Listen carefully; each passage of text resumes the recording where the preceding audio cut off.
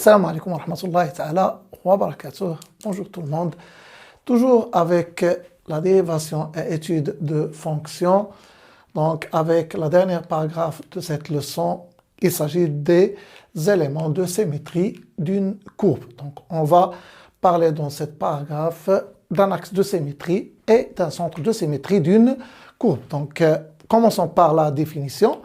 Donc, soit f une fonction, et c'est f sa courbe représentative, et soit a et b deux réels. Donc, on dit que la droite D d'équation x égale a est un axe de symétrie de la courbe CF si et seulement si les deux conditions suivantes sont vérifiées. Donc, la première, c'est que pour tout x appartenant à df, je dois avoir 2a moins x qui appartient à df, et quel que soit x appartenant à df, je dois avoir f de 2a moins x égale f de x. Donc, je continue avec la même définition. Cette fois, je vais définir ce que c'est qu'un centre de symétrie. Donc, on dit que le point oméga de coordonnées AB est un centre de symétrie de la courbe CF si et seulement si les deux conditions suivantes sont vérifiées. Commençons par la première. Donc, quel que soit x appartenant à df, 2a moins x appartient à df, c'est-à-dire la même condition que pour un axe de symétrie. Mais la deuxième, c'est que quel que soit x appartenant à df, je dois avoir f de 2a moins x plus f de x égale 2b. f de 2a moins x plus f de x égale 2b. Donc, pour mieux comprendre la notion, je passe à un exemple. Donc, je vais prendre la fonction f définie par fx égale x carré moins 3 sur x moins 1 et je vais montrer que le point oméga de coordonnées 1, 2 est un centre de symétrie de la courbe CF de cette fonction.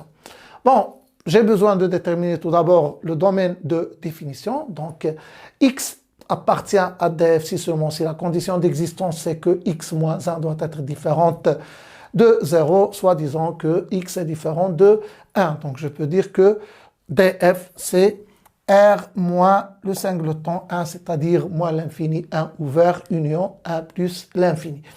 Maintenant, je vais essayer de voir est-ce que la première condition est vérifiée, c'est-à-dire je vais voir que est-ce que pour chaque élément de df, de a moins x appartient à df. Et sachant que a, pour moi, ici, c'est combien? C'est 2. Donc, je dois montrer que quel que soit x appartenant à df, 2 fois 1, c'est-à-dire 2 moins x appartient à df. Donc, remarquons que lorsque x appartient à df, je peux dire que x est différent de quoi? Bien sûr de 1. Donc, moins x, elle est différente de moins 1. J'ajoute 2.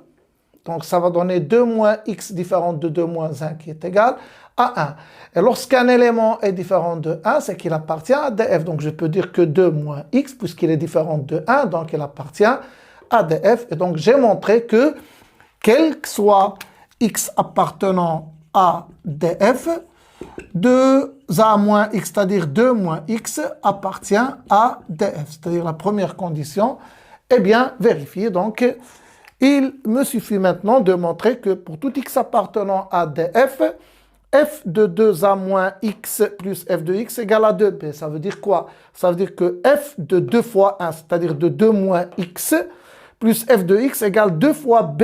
À ne pas oublier que b c'est égal à 2, c'est-à-dire que je dois trouver ici 4.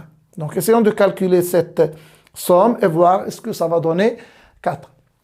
Donc, étant donné un élément qui appartient à df, donc f de 2 moins x plus f de x égale. Donc, pour calculer f de 2 moins x, je dois remplacer dans l'expression de fx, x par 2 moins x. Donc, j'aurai 2 moins x au carré moins 3 sur 2 moins x moins 1. Bon, ça c'est f de 2 moins x plus f de x qui est égal à x carré moins 3 sur x moins 1.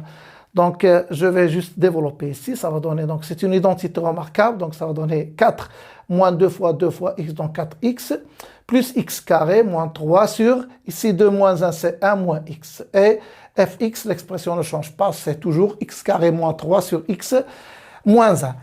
Je remarque que les deux dénominateurs sont opposés, donc je dois multiplier ici par moins 1 pour pouvoir rendre au même dénominateur. Je multiplie par moins 1, ça va donner moins 4 plus 4x moins x carré plus 3, plus bien sûr x carré moins 3, le tout sur x moins 1. Donc en simplifiant par x carré et par 3, donc j'aurai 4x moins 4, c'est-à-dire 4 facteurs de x moins 1 sur x moins 1. Le fait que x moins 1 est différent de 0, donc j'ai le droit de simplifier par x moins 1, et ça va donner 4. Donc 4, c'est 2 fois 2, bien sûr. Et donc je peux dire que oméga de coordonnées 1, 2 est un centre de symétrie de la courbe CF. À bientôt.